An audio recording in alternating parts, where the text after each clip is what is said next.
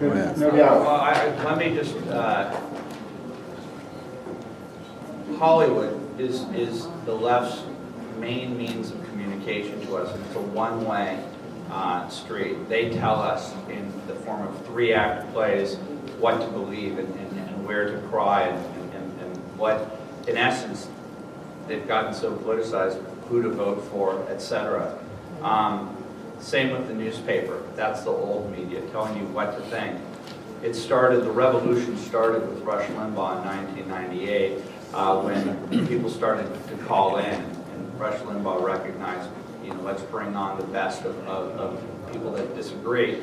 And you started to say, where is the left? Where are their arguments? Why aren't professors on college campuses sitting around waiting for Rush Limbaugh's show to start and speed dialing? We're so much smarter than this guy. Why don't we take him on? The professors like to take kids when they're the most vulnerable and to shape them and to indoctrinate them in a one-way form of communication.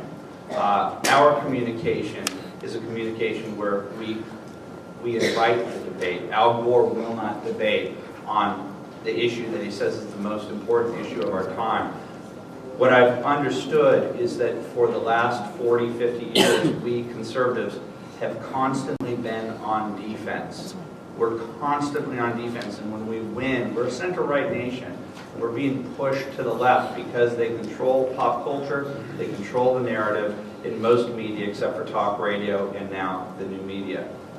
But we're on defense, and the reason why we win some elections is because Drudge or Rush will intercept a pass at the 5-yard line and run 95 yards, and we'll have a miracle win when it should have been a blowout. And I use the bully analogy because it's so obvious that these guys are bullies on the playground. They really are.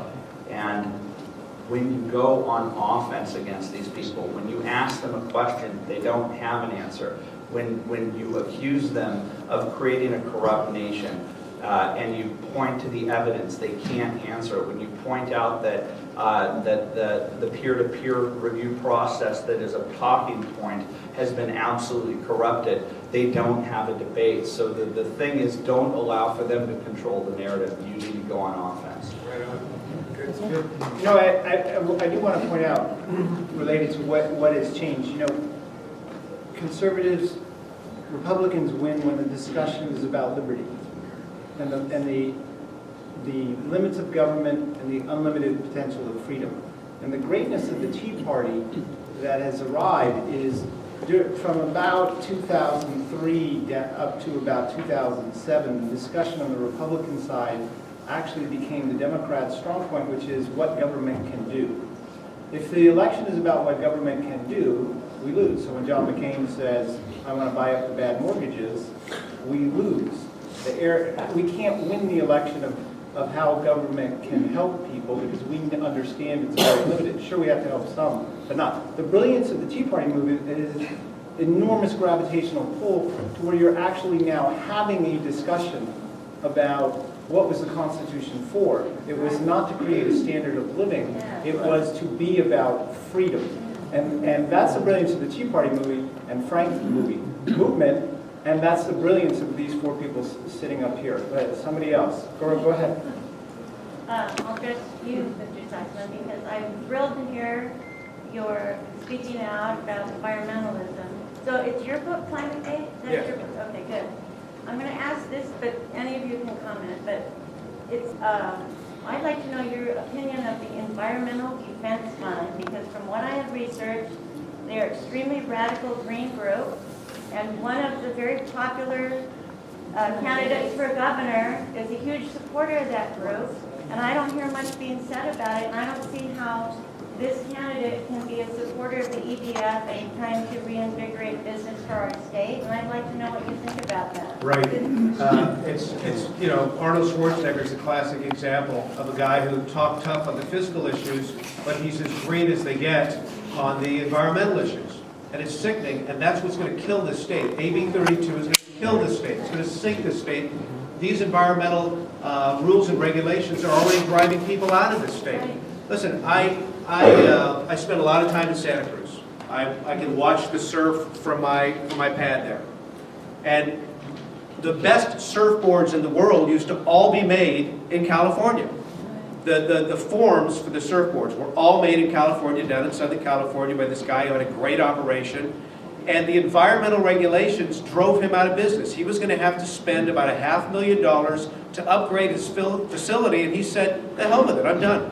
I'm done. Well, what happened with that, and again, it doesn't affect very few people in this room, but the price of surfboards doubled overnight, because now they have to be made overseas where they don't have those same kind of environmental regulations. That's just surfboards.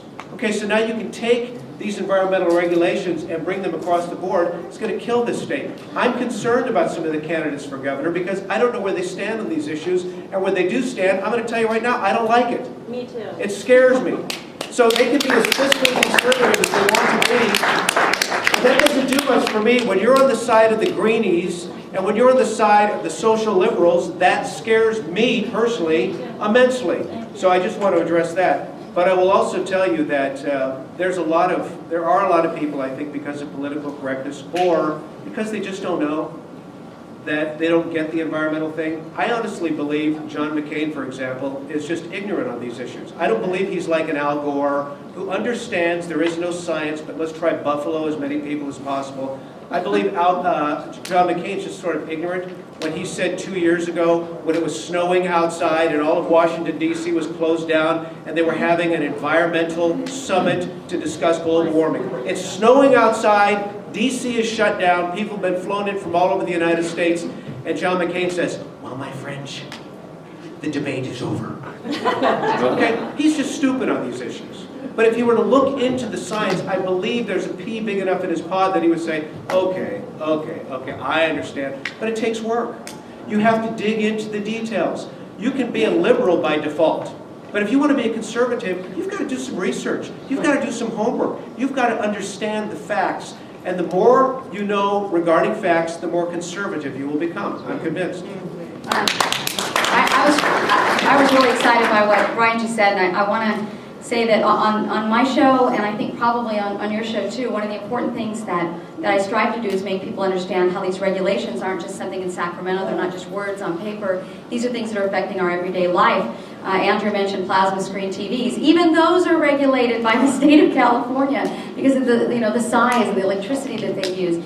And if we can make people understand, make that connection between these regulations and how it really does affect every day of their lives. The environmental policy, I don't remember how much of a percentage of your new house is just impact fees alone to mitigate for air quality issues, but it's a considerable amount of a new home that you build, and that's just the beginning. And so driving that message home, and I'm saying this to you, I'm exhorting you, to your neighbors and friends as well, throwing out those little things in everyday life and how this is directly affecting their lives is going to help this message, because right now is a great time to get our foot in the door, because I do believe the polls are saying people are becoming less and less interested in this environmental wackoism. Aren't the polls saying that? People are becoming very, very disappointed, and they're not believing it. And right now is the time to say, look what they've done to you. Look what they're doing to you. And AB 32 hasn't even begun to be implemented, and it's already affecting our lives. So okay, I'll get quiet. Hey guys, I saw a Gallup poll yesterday that showed that Americans believing in global warming had dropped 17 percentage points over the last 13 years. And that's largely, and remember, that's with a full-on push by the mainstream media to get everybody to drink that global warming Kool-Aid, and with only pushback from talk radio and Breitbart and Drudge and so forth. But I think that both Brian and Neil, they brought up something very, very important, is that a lot of our elected officials and our candidates are not well informed on principles of liberty, and they do not understand free market economics. And this is why they will say, I support this, or I believe in this, things that are completely upside down. And I think one of the things we have to do, and maybe the party can participate in this, but it's got to be, some of the vetting of candidates are talking to them and says, hey, you need to think about these things, and there are places where you can get this information and really school yourself, because I believe your education never ends. And I remember a picture I saw a few years ago. Ronald Reagan, when he was president, he's on Air Force One, Nancy has her head on his shoulder, and he is reading the Freeman.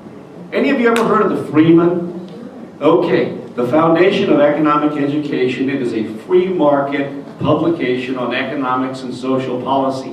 How many of our elected officials today, or candidates, bother to read publications like that, or are they informing themselves on the issues by looking at Time and Newsweek and some of the mainstream publications and paying too much attention to the mainstream to inform themselves?